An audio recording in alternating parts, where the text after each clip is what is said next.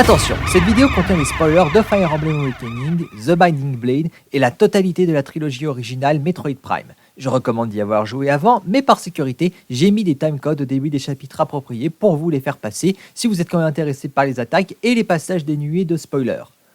Ou ceux avec des spoilers qui ne sont pas trop graves hors contexte.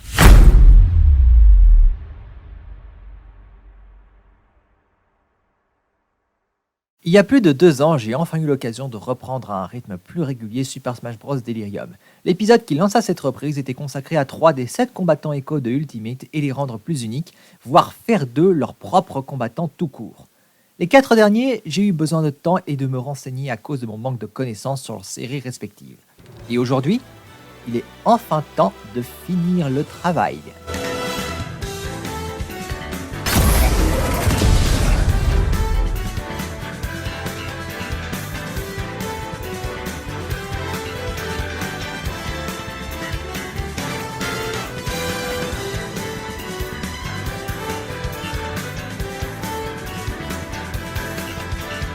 Ah, les combattants Echo. Je me souviens encore de ma première vidéo sur eux, comme le concept m'indifférait, voire m'énervait, n'y voyant qu'un moyen de faire plaisir à une communauté trop hostile à l'inclusion de 2 personnages Claude sur les 17 combattants originaux de Smash 4. Scandale! Depuis, les choses ont un peu changé.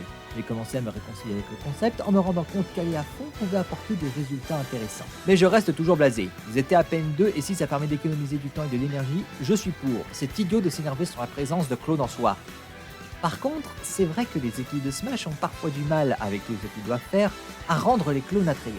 Melee a fait de son mieux, mais ces clones sont les plus dérivatifs et datés. Et Brawl et Smash 4 ont pu apporter de l'intérêt aux leurs, mais non sans problème. Peut-être que c'est surtout une question d'exposition. Internet est bien plus fréquenté de nos jours, logique qu'ils ont fait plus de bruit et que l'équipe de Smash a tenté d'y répondre. Mais pour rien, le terme reste un rebranding des clones plus dérivatifs. C'est clair, mais la manière de faire n'a pas changé en soi. C'était un terme technique et marketing pour faire taire une critique bruyante et survalorisée. Après, il y a pire comme critique surestimée et une tentative d'y répondre. Mais revenons à notre sujet principal. Super Smash Bros Ultimate illustre comment Smash s'est amélioré, mais aussi ses erreurs. Ces 2 vétérans n'ont eu aucun changement et 2 des nouveaux ne tiennent qu'à leur identité. Ça avait déjà attiré mon attention et aujourd'hui, je vais enfin finir le travail. Mais pas que, car ma façon de faire et les opinions que j'avais ont changé et je trouve que j'aurais pu aller plus loin. C'est donc l'occasion de faire une vidéo définitive sur tous les combattants Echo de Ultimate et ceux qu'ils copient. Mais avant, petite précision. Contrairement à ma première vidéo où je cherchais à faire 2 des semi-clones, je vais plutôt chercher à les améliorer en tant que combattants Echo. Tout changement que je vais proposer s'en tient une petite liste de ce que je considère modifiable dans cette optique. Les skins, les provoques, les animations de victoire, les stats, les mécaniques de gameplay global, les propriétés et places des attaques normales et spéciales, quelques attaques normales inédites mais très peu par combattant, voire une seule, ou créer des attaques spéciales inédites mais une seule par combattant, Final Smash non compris. Sur ce, ne perdons plus de temps. En ne comptant pas les personnages qui copient, j'ai 7 combattants dont il faut que je parle.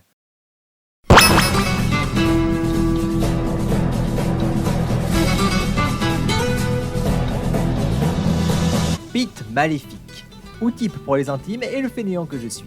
Le clone du héros de Kid Icarus, au défaut poussé à fond.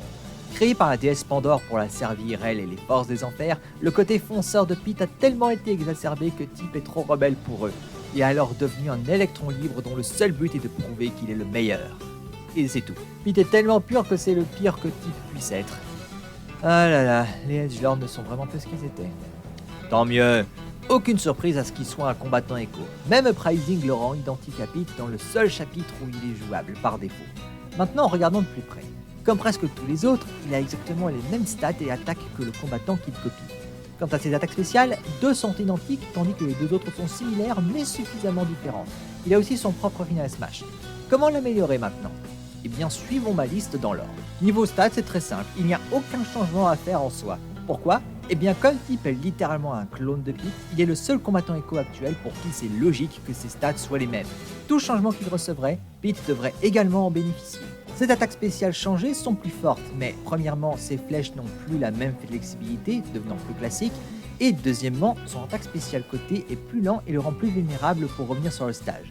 Pourquoi je parle de ça au lieu des attaques normales ? Parce que ça illustre sa personnalité plus fonceur, moins stratégique, et il y a un moyen de renforcer cet aspect dans ses attaques normales. Les anges sont très uniques à cause de leur arme principale, Un arc, ils peuvent transformer en une paire d'épées. Ils ont des attaques offertes de courte portée et des attaques jointes où ils font tourner l'arc comme un bâton. À cause de ça, on ne peut pas recréer une dynamique identique à Marth et Lucina ou Roy et Chrome. Mais personne ne dit qu'il faut que ce soit constant. Les hitbox des attaques de Pete seraient équilibrées. Celles de type L seraient plus dynamiques. Les attaques séparées pourraient être dotées d'un sweet spot à bout portant, tandis que les attaques en arc ont une hitbox équilibrée mais sont plus faibles dans l'ensemble. On réduirait les dégâts infligés et possiblement la force de projection, pour des questions d'équilibrage. Tip serait meilleur au corps à corps et ses attaques à plus grande portée lui offrent toujours de la protection, mais étant moins fortes, le pousse à rentrer plus dans l'art. Maintenant parlons des attaques spéciales identiques à Pete. Là-haut, je ne vois pas l'intérêt de la modifier. Par contre, là-bas, je pense qu'on peut la changer. J'ai déjà partagé une idée d'une de mes inspirations la dernière fois, mais aujourd'hui, je veux offrir une idée de mon cru. Je vous propose ici les satellites Gémeaux, l'une des 12 armes / pouvoirs du Zodiac débloquables dans un niveau où Tip est l'antagoniste principal. L'arme a un fonctionnement bizarre, mais pour faire simple, les armes de Uprising ont deux types d'attaque à distance, le tir normal et ce qui m'a inspiré, le tir chargé. Ceux des satellites Gémeaux volent en ligne droite puis foncent sur l'adversaire le plus proche. J'ai adapté ça en un contre très particulier. À la place de déployer des boucliers et tenir sa position autant que possible, Tip prend la pause un instant, déploie les satellites et en contre classique, il ne fait effet que s'il est attaqué. Il bloque les attaques physiques et riposte en créant deux tirs chargés à bout portant. Il fonctionne différemment avec les projectiles. Il contre-attaque en projetant ses tirs sur une courte distance, à sa droite et à sa gauche. À partir d'un certain seuil de puissance, autrement dit plus il est puissant, plus les tirs volent loin. À quel point, je ne sais pas, mais au maximum, je dirais que la distance est augmentée de moitié et projette l'adversaire en l'air là où la version normale est plus horizontale. Enfin, son final smash. Peut-être qu'on pourrait le changer pour en faire autre chose, mais personnellement, je n'ai aucun problème avec le concept de base. Quoi de mieux pour son final smash que d'utiliser une arme à son image au sens propre? Mais j'ai tout de même quelques remarques personnelles. Déjà, deux changements dans la présentation qui ne lui rend pas justice. D'abord, quand il dégaine son bâton, il le fait tourner dans sa main, comme son animation de victoire. Et ensuite, le zoom n'a absolument pas l'impact qu'il devrait avoir sur sa courte durée. Du coup, soit on le rallonge, soit on rend le zoom plus rapide pour passer plus de temps sur le gros plan, soit on passe au gros plan direct. Enfin, sur le plan du gameplay, on pourrait prendre exemple sur l'objet du bâton dans Smash. Soit on augmente les dégâts plus l'adversaire est loin du canon de l'arme, soit on crée un sweet spot à une certaine distance de type qui pousserait les adversaires soit à se tenir plus loin, soit à sa portée. Et voilà, premier de fait. Au suivant.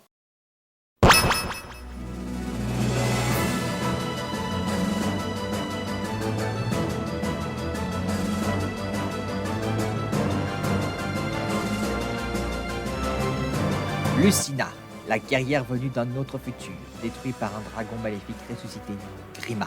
Elle a alors voyagé dans le temps avec d'autres guerriers de son époque pour le sauver. Mais craignant de trop perturber le passé, elle prit l'identité de son lointain ancêtre, le roi héros Marth. Elle finira ensuite par retrouver son père, Chrome, et leurs deux factions unissent leurs forces pour sauver le futur. Son lien de parenté, le fait qu'elle a sûrement appris son style de combat ancestral par son père et hérité de la même épée que lui, celle de Marth reforgée de génération en génération, c'est compréhensible qu'elle soit un combattant écho. En outre, sa principale accroche est le fait que là où Marth a un sweet spot à la pointe de l'épée, la hitbox de celle de Lucina est équilibrée sur toute la lame. C'est un bon début, mais elle mérite davantage. Commençons avec les skins. Comparé aux autres combattants écho qui n'ont pas grand chose niveau ressources, Lucina a un potentiel à peine exploité, comme son déguisement de Marth ou encore son look promu de Grand Lord. Personnellement, je ferais 50-50 entre son look de base et le look promu, avec son masque et ses cheveux courts pour leurs dernières variantes respectives. D'ailleurs, tant qu'on parle de skin, autant couper court, l'idée marche également pour Marth, Roy et Chrome, histoire que je n'ai pas à me répéter. Ce qui permet d'ailleurs de faire la transition avec sa provoque côté où elle revêt le masque temporairement. A propos, parlons de la provoque côté, je veux qu'elle fonctionne un poil différemment. Lucina met le masque puis le retire aussitôt, c'est trop brusque. À la place, je veux qu'elle le garde ou l'enlève jusqu'au moment où on rappuie sur le bouton de provoque côté. Concernant les changements de stats que j'ai faits, j'avais son accroche principale en tête constamment. Comme elle n'a pas de sweet spot, elle n'a pas autant à se soucier de son positionnement, sur l'attaque comme la défense. Du coup, ses stats de déplacement terrestre sont toutes plus basses de peu et son poids aussi. Vu qu'elle peut se permettre d'aller plus au corps à corps, je trouve que c'est un bon compromis. Elle saute plus haut et de ses stats de déplacement aérienne, seule sa vitesse de chute a baissé d'une décimale. Je trouvais très intéressant qu'elle soit meilleure que Marth en l'air parce que rien dans sa physionomie ne laisse à penser qu'elle serait très différente. En plus, sachant que le papillon est un symbole très présent dans son imagerie, Je trouvais ça fort approprié. Bien, maintenant on dit bonjour aux gens qui ont passé au timecode pour éviter les spoilers. Bonjour. Et on reprend. Niveau attaque spéciale, je garderai la côté et la batte telle qu'elle. L'attaque spéciale neutre est désormais basée sur Luna, ce que Fire Emblem appelle une technique, une capacité passive aléatoire. Appuyez sur B et Lucina donnera un coup d'estoc avec son épée, argentée et non bleue. Maintenez B et le coup fait plus de dégâts. Même exécution, mais différentes propriétés. Normalement, Luna divise la défense physique de l'adversaire le temps d'une attaque, mais je trouve plus sage de prendre des libertés au lieu de la reprendre telle qu'elle. Si elle touche le bouclier, elle réduira sa taille à la moitié de sa taille maximale par soustraction. Elle n'ira jamais en dessous. En contrepartie, Luna elle-même fait plus de dégâts que sa version de brise-bouclier actuelle. Et c'est tout. L'attaque spéciale O maintenant. Du coup... Oh, flûte, encore des spoilers. Désolé. Bref, et si on lui donnait une attaque spéciale O inédite comme son père, inspirée elle aussi d'une cinématique de Awakening. Mais quelle coïncidence! Elle lance son épée en l'air comme Ike et saute la reprendre. Au sommet du saut, elle peut utiliser cette attaque aérienne ou son double saut s'il est disponible. Maintenez B tout du long et elle redescendra à terre, lame parallèle au sol, comme mes exemples, mais en regardant la direction opposée du début de l'attaque. Enfin, je propose de lui donner un nouveau Final Smash. Elle a une copie de celui de Marth et je trouve que ça fait tâche qu'elle soit le seul combattant de Fire Emblem à ne pas avoir son propre Final Smash. Ainsi, voici Aether du futur, un Final Smash unique bien qu'un petit peu dérivatif. Car en quelque sorte, il combine les Final Smash des deux autres combattants de Fire Emblem Awakening. Elle utilise la technique de Aether, exclusif au Lord comme elle est Chrome, en plus d'appeler à l'aide son cousin et compagnon d'armes, Owen, alias Sodin. Chargée par l'énergie de la balle Smash, elle invoque Owen, qui donne un coup d'épée devant eux, piégeant les adversaires qu'il touche dans un Final Smash qui agit sur le terrain, mais à la mise en scène travaillée. Lucina bondit vers l'arrière, Owen continue d'attaquer, puis se retourne et lui fait signe.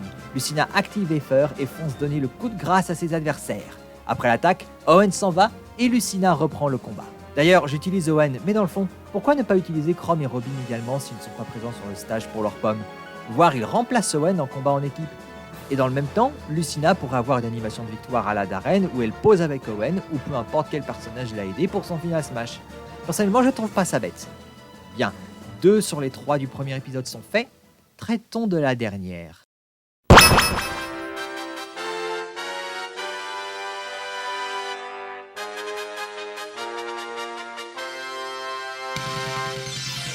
Daisy, la princesse de Sarasaland dans Super Mario Land. Juste une remplaçante de Peach au début, elle est devenue récurrente dans les spin-offs à partir de Mario Tennis, qui l'a fait revenir, et est devenue petit à petit plus compétitive et enjouée. Elle s'est longtemps cantonnée à ça, mais a tout de même pu avoir une petite fanbase. Elle a même pu devenir jouable dans Super Mario Run, Super Mario Bros Wonder, et eu quelques votes à l'époque du scrutin des DLC de Smash 4. Sakurai a dû le remarquer quand son équipe a développé Ultimate, faisant d'elle un combattant écho.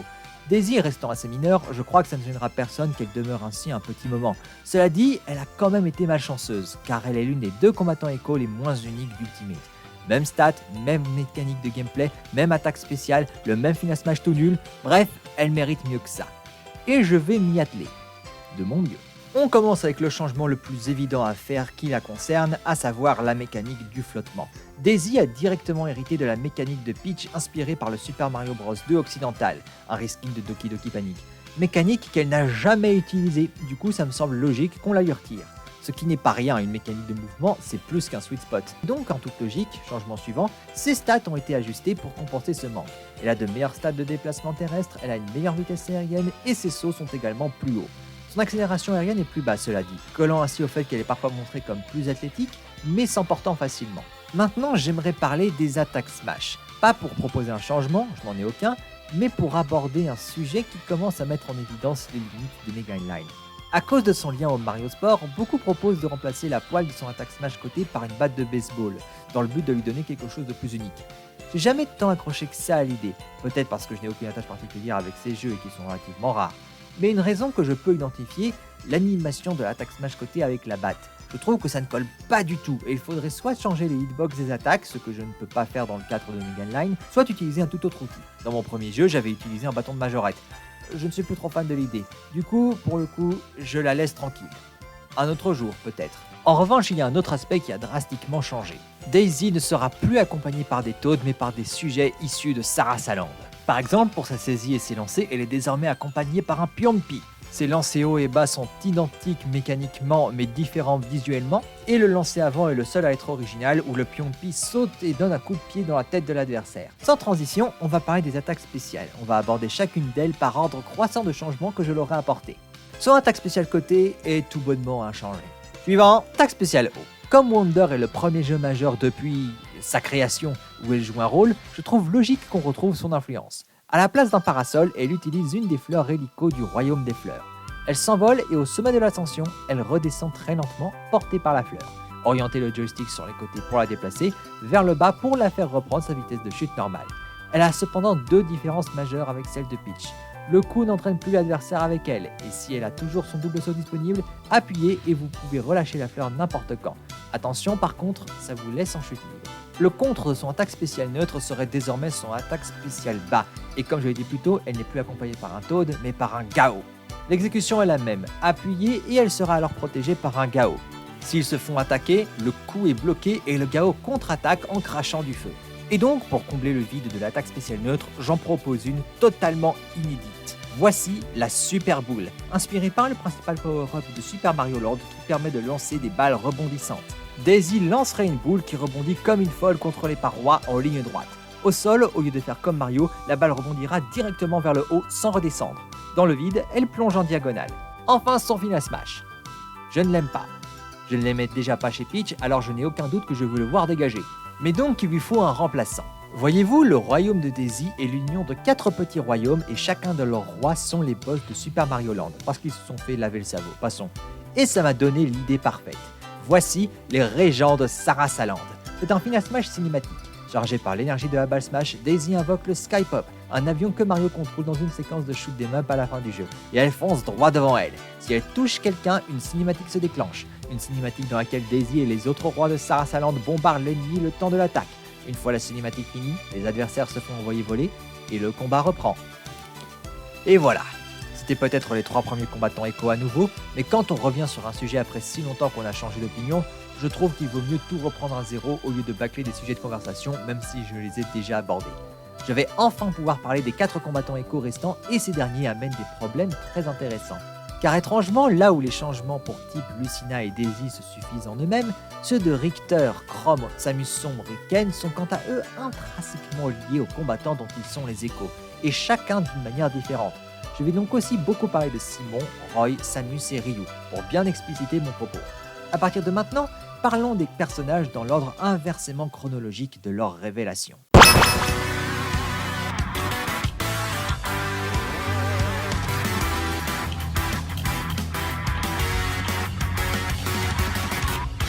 Ryu, le guerrier errant de Street Fighter, devenu une icône du jeu de combat à partir du 2, le jeu qui a codifié le genre. Il a révolutionné Smash quand il a rejoint le roster. Il est le premier personnage issu d'un jeu de combat traditionnel et a même réussi à rendre l'idée intéressante en permettant de réutiliser les commandes de ses jeux pour améliorer ses attaques spéciales, devenant ainsi un maître étalon pour intégrer les personnages de ce genre dans Smash. Et dans Ultimate, un combattant Echo a été créé avec sa base, Ken, le point cracheur de feu, l'autre protagoniste principal de Street Fighter. A l'origine un clone de Ryu niveau gameplay, sa série a trouvé des moyens de les différencier. Ryu se concentrant plus sur le concept d'aura et les fondamentaux, là où Ken est plus flashy, adepte des coups de pied et use de feu dans certaines de ses attaques. Et Smash a parfaitement recapturé cela. En outre, avec ses stades de mouvements différentes et ses propres attaques auxquelles Ryu n'a pas accès, et inversement, on peut dire que Ken est devenu le maître étalon des combattants Echo, étant cité comme étant le plus intéressant de tous. Et en soi, j'aurais eu beaucoup de mal à parler de lui en effet, mais récemment Street Fighter 6 a un peu bousculé le statu quo de la série, amenant des nouveautés pour Ryu et Ken qui méritent d'être intégrées et qui les différencient davantage. Commençons d'abord avec les changements que j'appliquerai aux 2 personnages. D'une part, leur donner un costume alternatif basé sur leur apparence de Street Fighter 6 et les répartir dans la moitié des skins à égalité avec leur look original. En outre, ces nouveaux skins pourraient changer les dialogues de leurs provoques, mais surtout ceux de leurs animations de victoire. I can become stronger. This fist is everything to me. That's right! Do better next time. Yeah! You can't beat me! Et enfin, dernier changement pour les deux, les drives. Une nouveauté de gameplay de Street Fighter 6, ce sont des attaques spéciales qu'ils ne peuvent faire que grâce à une barre. Alors je n'ai pas repris la barre en soi, mais 3 des drives peuvent facilement être des effets visuels dans leur moveset. Le drive pari peut devenir leur animation de bouclier parfait. S'ils se mettent à courir juste après avoir réussi un bouclier parfait, ils seraient accompagnés par les effets visuels du drive rush. Et enfin, la focus attack, leur attaque spéciale bas actuelle, pourrait être remplacée par le drive impact. Il manque juste le drive reversal, mais je n'ai aucune idée de si c'est sage de l'intégrer ou pas. Mais quitte à le faire, ça tiendrait plus d'un changement de gameplay ici. Il faudrait le fusionner avec le drive impact. Et Ryu et Ken utilisent l'un ou l'autre dépendant de la quantité de dégâts qu'ils se sont pris. Passons maintenant au changement de gameplay, et pour ce faire, nous allons aller combattant par combattant. Commençons avec Ryu. Dans son cas, son principal point d'intérêt est une de ses attaques inédites introduites dans Street Fighter V et que le 6 a repris, le Hashogeki. La forte paume à l'aura sphère de Hadoken en quelque sorte. Je voulais l'intégrer, mais le problème c'est qu'il reprend le même command input avec juste un bouton différent. Après réflexion, j'ai trouvé une solution intéressante. Si Ryu utilise le Hadoken en faisant son attaque spéciale neutre normalement, il fera un Hashogeki en même temps qu'un Hadoken, rendant cette version meilleure à bout portant. Oh, et au passage, il y a cette autre technique qui a connu le même sort, la Denji Charge.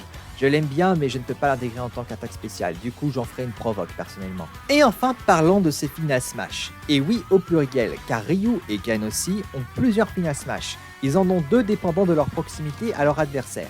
En me renseignant, je découvre que dans les jeux Street Fighter, les combattants ont en général 3 super attaques, l'équivalent de leur Final Smash. Autant pour Smash, je trouve que 2 c'est bien assez, autant j'admets l'idée de leur en donner un 3e est tentant. Du coup, parlons sur un plan purement hypothétique. Quitte à intégrer une 3e super attaque en Final Smash, comment on ferait? Pour moi c'est simple, il faudrait que l'un des 2 Final Smash ait 2 versions. Une où on se contente d'appuyer sur B et l'autre où on maintient B enfoncé.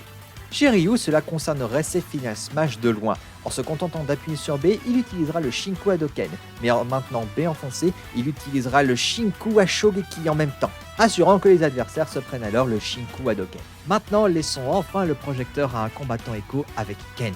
Et comme avec Ryu, son plus gros changement concerne l'une de ses techniques du 5 reprises dans le 6, la Quick Dash, aussi connue sous le nom de Quick Step. Une technique où il fonce un instant vers l'avant, laissant des flammes à l'endroit où il pose le pied. Elle a également 3 débouchés différents selon le bouton d'attaque sur lequel on appuie. Dans son cas, je propose de la transformer en une mécanique unique à lui par rapport à Ryu. Quick Dash deviendrait un élan initial qui dure plus longtemps que les autres et qui reprend les 3 débouchés de Street Fighter 6. En inclinant le joystick directement vers le bas, il fait comme si on avait appuyé sur le bouton attaque faible et il interrompt son élan. Si on appuie sur A simplement, il utilise le Thunder Kick. Et si on maintient A enfoncé, alors il utilisera Forward Step Kick. Et enfin, il faut qu'on cause Final Smash où j'applique la même logique qu'avec Ryu. Il aurait 2 Final Smash au corps à corps différents dépendant d'à quel point on a appuyé sur B. En appuyant simplement sur B, il utiliserait Dragon Lash Flame. Mais en maintenant B enfoncé, il utiliserait Shippu Jinrai Kyaku. Bien, pour Ryu et Ken, c'est fait. Passons maintenant au cas suivant. Et c'est un cas.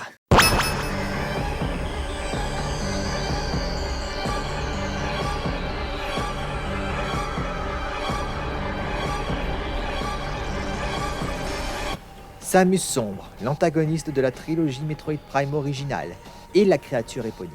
Un spécimen de Metroid qui a muté suite à l'exposition prolongée à du phazon, une forme d'énergie radioactive qui corrompt aussi l'esprit. Le but de Samus dans le premier jeu est de l'éliminer. Elle échoua car dans un acte de survie désespéré où le Metroid Prime tenta de la tuer, il a accidentellement assimilé la combinaison de puissance phazon de Samus, ce qui lui a permis de survivre et muter davantage. Il est ainsi devenu Samus Sombre, l'incarnation vivante du phazon qui ne cherche qu'à propager ce poison à travers la galaxie avant d'être stoppé dans le 3.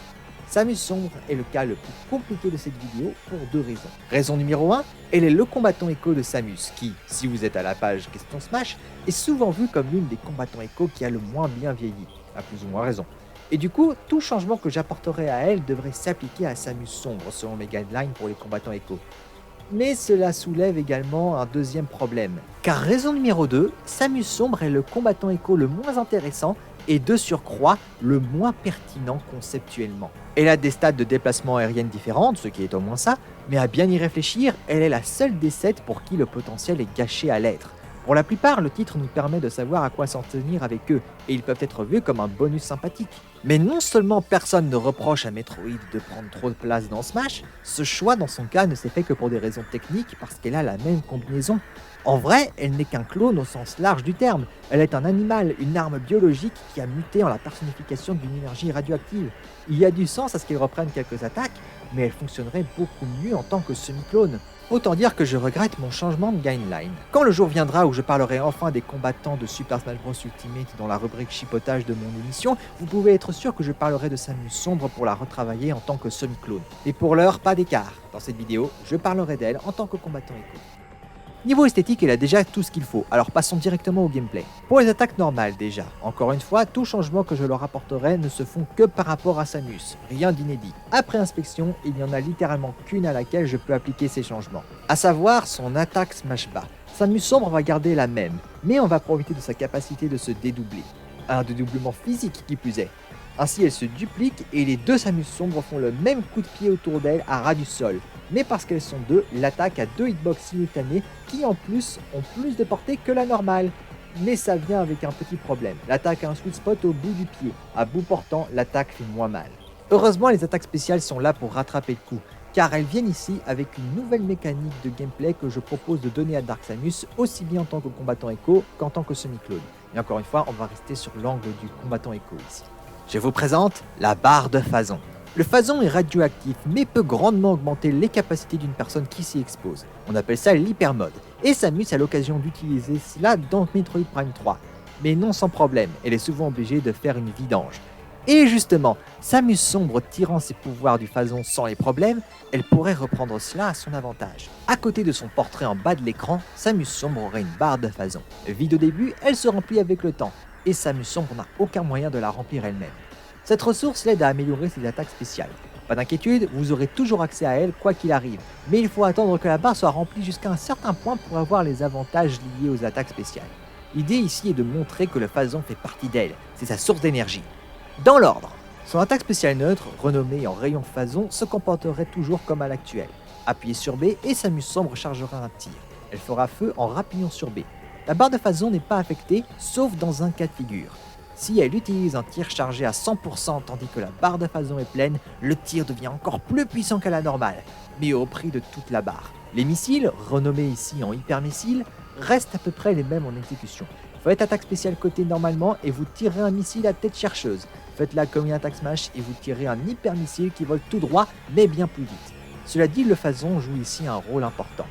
Les missiles en sont imprégnés, et s'ils touchent un adversaire, le Phazon les empoisonne et leur fait prendre des dégâts pendant quelques secondes. Mais à cause de ça, les missiles consomment activement du Phazon. 10% de la barre pour les normaux, 25% pour l'hyper. L'attaque spéciale haute demeure l'attaque en vrille. Elle fait un grand bond vers le haut, et au sommet, elle fait la technique du même nom pour une attaque en multi-coup. Mais ici, avec la barre Phazon, maintenez B enfoncé et la hauteur de son saut augmentera d'un tiers, pour la moitié de la barre. Passons maintenant à son attaque spéciale originale pour ce set d'attaque. Inspirée par les tentacules de Phazon qu'elle fait surgir du sol pour se protéger à corps dans Metroid Prime 3. Frappez le sol et elle les déploiera, ce qui coûtera 20% de la barre de Phazon. Maintenez B enfoncé augmente la force des tentacules et les fait avancer un tantinet plus loin, mais coûte un tiers de la barre de Phazon. Les tentacules empoisonnant d'ailleurs au contact. Faites en l'air, l'attaque agit comme un Stolen Fall. Samus Sombre plongera directement vers le sol. Elle créera alors des tentacules à l'atterrissage si sa barre de Phazon est au moins remplie d'un tiers. Enfin, il est temps de causer Final Smash. Samus Sombre a repris celui de Samus. Il est efficace, je comprends. Mais j'ai des idées de changement. En soi, on pourrait garder l'idée de base de Final Smash, mais on en ferait une petite mise à jour visuelle et de gameplay. Samus Sombre se clonerait 2 fois, et elle et ses clones unissent leurs forces à l'original pour augmenter la force du laser. Il serait encore plus gros, mais on ne pourrait plus bouger la direction dans laquelle il est orienté. Ou alors, quitte à lui donner quelque chose de nouveau, on pourrait lui faire utiliser l'unité de contrôle Aurora. Samus Sombre en prend le contrôle, survolant le stage et tirant 4 lasers en éventail vers le bas, avant de les faire converger directement sous elle pour un coup de grâce. C'est tout pour Samus Sombre, pour le moment. Et si vous vous attendiez à plus, pas d'inquiétude, le prochain sujet sera bien plus intéressant.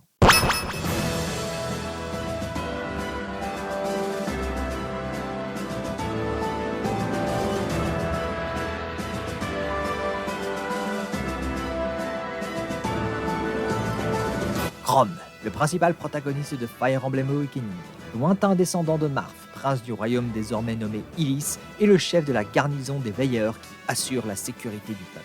Un jour, des monstres commencent à surgir de failles étranges, ainsi qu'un mystérieux guerrier qui porte le nom de son ancêtre. Il découvre que c'est sa fille, venue du futur, pour empêcher la résurrection du dragon maléfique Grima, et dès lors, ils unissent leurs forces pour l'arrêter. Dans la bulle de Smash, il est devenu un mème quand, à l'époque de Smash 4, il n'a pas intégré le roster, coiffé au poteau par Lucina et Darren, l'avatar du joueur de Awakening. Mais le soutien des fans japonais lui a permis d'intégrer Ultimate en tant que combattant Echo. Pas de Marth vu que Lucina est là, mais de Roy, un autre perso de Fire Emblem au gameplay similaire. Mais il a la même accroche que Lucina. Roy a un sweet spot à son épée, tandis que la hitbox de celle de Chrom est équilibrée tout du long, ce qui laisse un peu sur la fin. La simplicité du moveset lui va bien, mais c'est un poil redondant à cause de Lucina, et surtout part du mauvais pied, car à titre personnel, je pense que si Chrom est un peu dans l'impasse, Roy est dans une situation encore pire. Le jeune lion de The Binding Blade, le 6ème Fire Emblem et le dernier exclusif au Japon, a un parcours de Lord de Fire Emblem plus classique. Elibé, son continent étant sous tension suite au royaume de Berne qui cherche à avoir le pouvoir total, Roy se retrouve à prendre le flambeau comme meneur de la résistance de son père Eliwood et de Hector, potentiel beau-père. Il est le seul combattant de Smash à avoir rejoint le roster avant que son jeu ne soit sorti sous une quelconque forme. Et ça se voit. Dans Fire Emblem, c'est un lord classique assez équilibré, mais que tu es obligé de garder à chaque partie et qui est promu assez tard. Dans Smash, son look et la capacité de créer du feu de son épée a inspiré Sakurai pour créer un moveset plus basé sur le rushdown, comme pour coller à un combattant fonceur et tête brûlée à plus d'un sens, ce que Roy n'a jamais été, faisant de lui un des personnages les moins bien adaptés de Smash à bien y regarder. Et comme pour retourner le couteau dans la plaie, Fire Emblem, qui aime bien modifier légèrement ses personnages pour coller à Smash, a réussi un meilleur mariage de sa caractérisation originelle à ce que Smash a fait, là où Sakurai et son équipe galèrent encore. Par exemple, une accroche qu'ils ont trouvée pour le décloner est de le faire tenir son épée à l'envers pour évoquer une idée de pouvoir caché dans ses attaques. Ce n'est pas inintéressant, mais ça ne le sort pas de sa crise d'identité. À force de réfléchir à comment le rapprocher de son gameplay dans Fire Emblem dans le cadre d'une vidéo, j'ai vite buté. Bien sûr, il y a les stats, on en reparle pour calmer le côté rushdown, mais après, que faire pour compenser? Grossir le trait de son gimmick qui rend ses attaques encore plus fortes au corps à corps? Ce n'est pas intéressant. Au bout du compte, je ne voyais pas comment améliorer Roy tout en conservant ce pourquoi on l'a toujours connu. Et c'est là que Chrom entre en scène. Car dans le même temps, je repensais à son cas pour les besoins de cette vidéo. Il n'a pas besoin de changements révolutionnaires, mais je suis tellement impliqué dans le cas de Roy que j'ai fini par faire un choix drastique. Pour améliorer le premier, il faut absolument modifier le second. Et comment? Simple. Roy devrait abandonner sa mécanique de gameplay signature, le sweet spot à la garde de son épée, et c'est Chrom qui devrait en hériter. On reviendra sur comment ça affectera Roy plus tard, mais d'abord concentrons-nous sur Chrom. Premièrement, Chrom n'avait rien de base, et si la hitbox de l'épée de Roy devenait équilibrée tout du long, il aurait au moins la particularité de faire du feu pour se démarquer. Alors ce n'est toujours pas le choix parfait non plus, on en reparle tout à l'heure, mais au moins ce sera déjà ça. Et deuxièmement et troisièmement, les deux points sont intrinsèquement liés, ça aide à le rapprocher de Marth, tout en faisant de lui un bien meilleur opposé thématique que Roy. Alors ce n'est pas parce qu'il porte le même nom que le dieu de Conan le barbare qu'il est plus bourrin, mais une partie de ce qui fait le charme de Awakening est le fait qu'il est tout de suite lointaine des jeux de Marth. Et de base, on peut voir qu'il contraste avec lui. Marth était un prince en exil qui a longtemps vécu caché. Son expérience en combat s'est donc limitée à l'entraînement avec son maître d'armes. Là où Chrom a déjà de l'expérience sur le terrain vu que son travail est de protéger le peuple. Donner à Chrom un sweet spot mais à la garde de son épée est un parfait moyen d'illustrer cette différence. Et à ce sujet, concernant les stats, vu qu'il partage les mêmes que Roy, comme maintenant je lui donne sa même mécanique de gameplay, je ne pense qu'il n'y a aucun changement à lui apporter. Chrom deviendrait ce que Roy est. Les attaques spéciales maintenant, elles prendraient tout en compte le nouveau sweet spot. Pour la côté et là-bas, ce sont les mêmes que Roy mais sans effet de feu. Pour l'attaque spéciale haut, la seule qui lui est unique comparée à Chrom, elle mérite quelques explications supplémentaires. À l'origine, elle est très proche de celle de Ike et inflige un effet météore tout du long de la chute. Avec son changement de gameplay, le sweet spot ne serait effectif qu'au niveau de sa garde. Cela dit, le plus gros changement concerne son attaque spéciale neutre, désormais inspirée par la technique Sol, qui permet de vampiriser l'adversaire avec les coups portés. Elle fonctionne toujours pareil que l'épée flamboyante. Appuyez sur B pour porter un coup devant vous et maintenez B pour en augmenter la puissance. La principale différence maintenant, c'est qu'il se prend plus de dégâts de recul avec une attaque chargée au max. Quant à l'impact du sweet spot est Sol.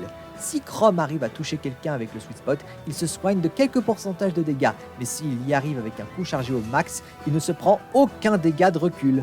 En plus de rendre la technique plus unique, ça le relie à Lucina, car la technique FR de son final smash et ce que je donne à Lucina, exclusif à leurs classes respectives dans Fire Emblem, est un mélange des techniques Sol et Luna. Passons à Roy. Vu que je propose de donner sa mécanique à Chrom, qu'aurait-il en échange? Eh bien, il y a deux options logiques. La première, c'est qu'il récupère la hitbox équilibrée de Chrom. En soi, ça marche, et sa capacité de créer du feu l'aide déjà à se démarquer. mais je trouve ça peu inspiré, et le commentaire de Sakurai sur une puissance cachée m'a conforté dans mon idée. Donc, on part sur la deuxième option, créer quelque chose digne. Durant mes recherches, je me suis rappelé d'une très mauvaise idée d'attaque spéciale bas que j'avais donnée à Roy dans une de mes vidéos datées. Un coup d'épée faible, mais avec une grande force de projection, un peu comme Cloud, ce qui m'a fait revenir à ce qui m'avait inspiré. Les épées légendaires de Fire Emblem peuvent influencer leur porteur et vice versa, et un point scénaristique de Binding Blade est que le précédent porteur de la lame du sceau a dû tuer quelqu'un à regret, mais l'épée a répondu à ses sentiments et ne l'a que neutralisé. En revoyant ça, ça m'a rappelé ce cliché des sabreurs dans les fictions japonaises qui frappent avec le plat de la lame pour faire moins mal. Et ça a fait tilt. Ça m'a fait imaginer, et s'il avait un sweet spot et qu'il décidait selon la situation de frapper avec ou non.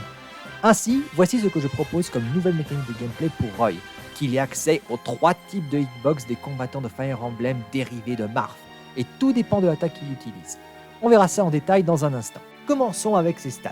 Hormis sa taille et sa gravité, toutes ses statistiques en ont pris un coup à différents niveaux, mais des 4 personnages archétypaux de Fire Emblem, il est le plus léger, le plus lent sur terre et à l'accélération aérienne la plus basse. Il a également une vitesse de chute moins haute que celle de Chrome, mais plus haute que Lucina et Marth, histoire qu'il profite mieux de ses avantages. Mais donc, revenons à la hitbox de la lame du sceau. Roy aurait les 3 types de hitbox des personnages archétypaux de Fire Emblem de Smash. Dans l'ordre, ses attaques Smash et aériennes avant et bas, ils gardent leur sweet spot à la garde. Avec elle, c'est tout ou rien, alors autant les rendre excellentes à bout portant. Pour ses attaques directionnelles terrestres, ainsi que son attaque aérienne arrière et son attaque aérienne haut, le sweet spot est déplacé à la pointe pour maximiser la protection qu'elles offrent. Enfin, le plus rare, les hitbox de son direct, de son attaque rapide et de son attaque aérienne neutre sont équilibrés tout du long. Maintenant, les attaques spéciales, il en va de même avec elles ont des hitbox très variables. Son attaque spéciale haut, qui lui est en quelque sorte unique, conserve son sweet spot à la garde pour l'hommage. Pour son contre dans l'attaque spéciale bas, sa hitbox est équilibrée. Chez son attaque spéciale côté, le sweet spot est déplacé à la pointe. Enfin, son attaque spéciale neutre est celle qui a le changement le plus unique de toutes. Toujours un coup d'épée enflammé qui provoque une explosion, plus on maintient B enfoncé, plus l'attaque est puissante. Et cette fois, c'est par palier. Prenant en compte cette nouvelle mécanique de gameplay, elle est la seule attaque spéciale dont Roy peut modifier la hitbox manuellement. A la base, le sweet spot est à sa garde. En maintenant B enfoncé, la puissance n'augmente pas, mais au bout d'un certain temps, la lame du sceau brille une fois. Cela signifie que la hitbox a changé, désormais équilibrée tout au long de la lame. En outre, il se prend déjà des dégâts de recul, environ 4%. En maintenant B enfoncé davantage, l'épée brillera une deuxième et dernière fois, indiquant qu'elle a atteint sa charge maximale. Elle est à son plus fort et surtout, elle a désormais son sweet spot à la pointe. En contrepartie, Roy se prend plus de dégâts de recul aussi, environ 12% et non plus 10%. Oh, et son final smash, hitbox équilibré tout du long. Cette approche globale dévierait Roy du modèle rushdown et agressif pour plus glace cannon et défensif. Il a un gros potentiel de dégâts et la variété de ses hitbox lui offre beaucoup d'options pour le protéger, mais s'il veut mettre quelqu'un KO, il doit aller à bout portant. Et vu comme il serait plus lent et léger dans cette optique, c'est tout ou rien. Il est enfin temps d'aborder le dernier duo combattant écho et original de cette vidéo.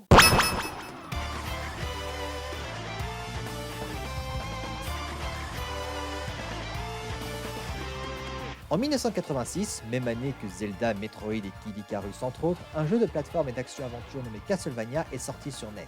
Simon Belmont, un chasseur de monstres armé d'un fouet, pénètre dans le château de Dracula dans le but de tuer le célèbre vampire.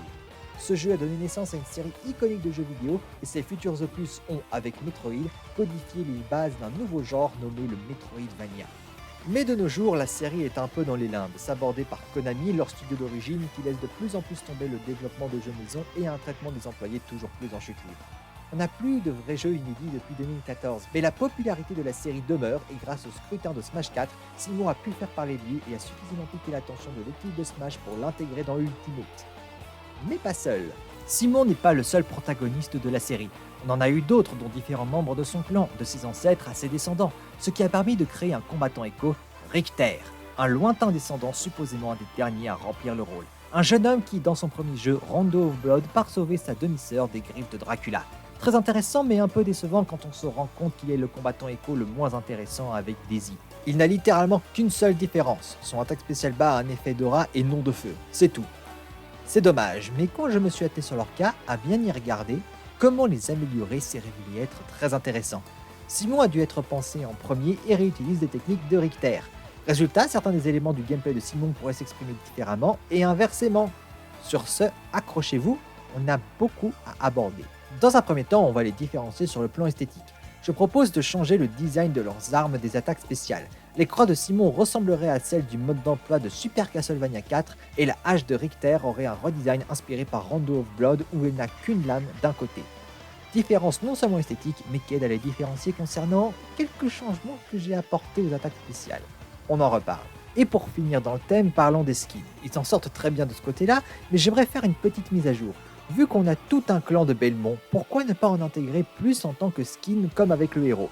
Je ne sais pas combien ce serait possible, mais j'ai 2 candidats parfaits, un pour chaque Belmont. Simon aurait en skin Trevor Belmont, son arrière-grand-père est le premier à avoir tué Dracula, et Richter, lui, aurait son grand-père, Juste Belmont. Ah bon, il a pas de prénom. Ah non, on va pas commencer! Non seulement parce que ça colle bien à leur style de jeu, mais aussi parce que l'une des dernières créations en date qui fait vivre Castlevania sont les adaptations en dessin animé produites par Netflix. La première série étant centrée sur Trevor, et la deuxième, Nocturne, est centrée sur Richter et Juste joue un rôle important. Skins qui auraient leur propre réplique dans les provoques et animations de victoire. Passons au gameplay maintenant. Dans un premier temps, parlons de la principale idée que j'ai pour les différencier. Et pour ça, il faut qu'on parle du tueur de vampires, et... accrochez-vous... The Sweet Spot! On les aime, on les adore! J'aurais dû appeler cet épisode Sweet Spot, Sweet Spot, Sweet Spot! Faites un jeu à boire, vous finirez en coma éthylique, c'est génial! Bref, le tueur de vampires, pour rappel, c'est leur fouet. Et son design est très particulier, une sorte de mini fléau sur une très longue chaîne avec une poignée en forme de croix. C'est le design du base du fouet dans les jeux de Richter, mais dans ceux de Simon, c'est un fouet en cuir classique, là où le fléau est un power-up du nom de Morning Star. Et c'est en effet sa forme la plus puissante. En gros, Smash leur fait utiliser leur meilleure arme signature comme chez les Link ou les persos de Fire Emblem. Et j'admets que si Simon était en solo, j'aurais fait de même. Mais on est là pour parler de changements chez l'un et l'autre. Et j'en ai un parfait. Simon d'abord. Son fouet reprend désormais sa forme de base dans ses jeux, normal et en cuir. Ses attaques seraient plus faibles qu'à l'actuelle, mais leur hitbox constante et surtout, détail dont je ne parle pas souvent mais qui jouerait un rôle majeur chez lui, elle serait active quelques frames plus tôt. Autrement dit, l'attaque est plus rapide. Cela dit, ce n'est pas parce que son fouet redevient normal qu'il n'a plus de Morning Star. C'est là où ça devient intéressant. Si Simon arrive à charger ses attaques Smash au maximum avant de porter le coup, le fouet prend sa forme Morning Star et gagne un sweet spot au niveau du fléau au bout de la chaîne. De l'autre côté, Richter. Ayant le Morning Star par défaut, toutes ses attaques au fouet auraient le même sweet spot à la pointe. Mais ce n'est pas tout, car il faut qu'on parle d'une mécanique introduite dans Rondo of Blood, le Item Crash, créé avec les pouvoirs magiques gagnés par la famille. Merci Sifa. En gros, contre une grande quantité de ressources qu'il n'a pas dans Smash, ils peuvent faire une attaque surpuissante l'espace d'un instant, et ça concerne surtout ses armes secondaires, c'est la base de leur final Smash actuel. Mais il a également un Item Crash pour son fouet, l'espace d'un coup, il l'enflamme et attaque. Pourquoi je parle de ça ? Eh bien parce que ça m'a inspiré et a débloqué une bonne partie de mes problèmes concernant les changements que je voulais lui apporter. Richter aurait la mécanique inverse de Simon. Pour ses attaques Smash, s'il parvient à les charger au maximum, leur hitbox devient constante et aussi forte que le sweet spot tout du long, en plus de gagner des effets élémentaires. Du feu pour le côté, l'électricité pour le haut et la glace pour le bas. Les 3 éléments classiques de la magie des jeux vidéo. Côté stats, c'est un poil plus complexe. Si la majorité d'entre elles restent les mêmes qu'à l'actuel, et entre elles, il y a tout de même des altérations. En outre, jusqu'ici, je n'ai appliqué les changements qu'à un seul personnage entre l'original et le combattant Echo selon tel ou tel facteur. Pour les Belmont, j'ai décidé d'apporter des petits changements chez l'un et l'autre. Simon est plus rapide à la marche, Richter à la course. Simon a une meilleure vitesse aérienne, Richter une meilleure accélération aérienne. Et c'est à peu près tout, rien d'énorme.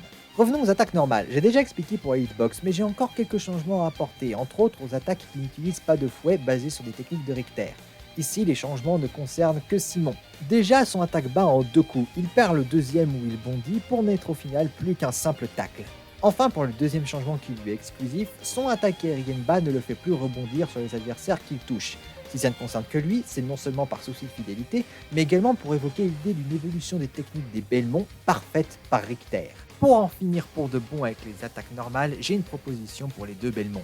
Soit dans leur lancée avant, soit dans leur lancée arrière, soit dans les deux, ils pourraient attaquer leurs adversaires avec des couteaux après les avoir lancés. Les couteaux sont l'une des armes secondaires les plus iconiques de Castlevania avec ce qu'ils utilisent déjà. Je voulais donc les intégrer quelque part. À dessein, mais on en reparlera dans une vidéo avec un autre but. Maintenant les attaques spéciales, c'est Richter qui va recevoir tous les changements. Pour le coup, il n'a aucune attaque spéciale inédite, on n'a que des changements de propriété de ce qu'il a déjà, hormis son attaque spéciale bas qui est de base déjà différente de celle de Simon. Dans l'ordre, l'attaque spéciale neutre où il lance une hache en arc. Utiliser le joystick fait changer sa trajectoire et peut même la faire aller plus loin et plus haut. Simon garde ce mode de fonctionnement, Richter en gagne un nouveau en plus des nouvelles propriétés. Tout repose sur l'appui du bouton B, un simple appui et il fait son lancer le plus simple. En maintenant B enfoncé, il fait celui où il va plus haut et plus loin. Mais surtout, elle a un changement encore plus important. Arrivée au point culminant de son arc, elle fait du surplace et tourne à grande vitesse pendant quelques secondes avant de retomber. Très librement inspiré par l'item crash de la hache ainsi qu'une technique de son grand-père Juste. La boucle est bouclée. L'attaque spéciale neutre, la croix qui agit comme un boomerang et qui va plus loin quand elle est faite comme une attaque smash. Chez Simon, elle est totalement inchangée. La croix envoie voler les adversaires vers l'avant sur l'allée, vers l'arrière sur le retour. Celle de Richter ne les projetterait que vers le haut. Enfin, l'attaque spéciale haut, l'uppercut. Toujours faite de la même manière chez les deux Belmont, Richter aurait cependant une autre façon de l'utiliser. À savoir, il reprendrait le même command input que dans Symphony of the Night. En inclinant le joystick vers le bas puis en faisant directement son attaque spéciale haut, il bondirait plus haut, mais aurait également des frames d'invincibilité. Enfin, pour finir avec les Belmont, je propose de donner à Simon un final smash différent. Toujours un item crash, mais différent. À vrai dire, tellement différent que c'est un mélange de deux items crash du jeu d'origine. Spiral Axe et Thousand Edge. Il enferme toujours ses adversaires dans un cercueil, et au lieu d'attaquer avec Rain Cross, des haches l'entourent, et il les envoie tous sur la prison de la malheureuse victime, les découpant en petits morceaux. Et voilà, j'ai enfin bouclé le sujet des combattants Echo de Super Smash Bros Ultimate. J'ai essayé d'être le plus complet possible et j'espère que ça vous a plu. Mais c'est certainement pas la dernière fois que je parlerai d'eux. Je n'hésiterai pas à revenir sur leur sujet quand l'occasion se présente si j'ai de nouvelles idées, comme tous les autres combattants d'ailleurs. Mais pas que. Tant que Smash continue et introduit de nouveaux combattants Echo, je parlerai des prochains comme je parlerai des 7 ici. En outre, il y a également l'exercice fort intéressant de donner à tous les autres combattants de Smash leur propre combattant Echo. Mine de rien, ça m'intéresse et je commence à avoir des idées intéressantes. Mais tout ça, ce sera pour une prochaine fois.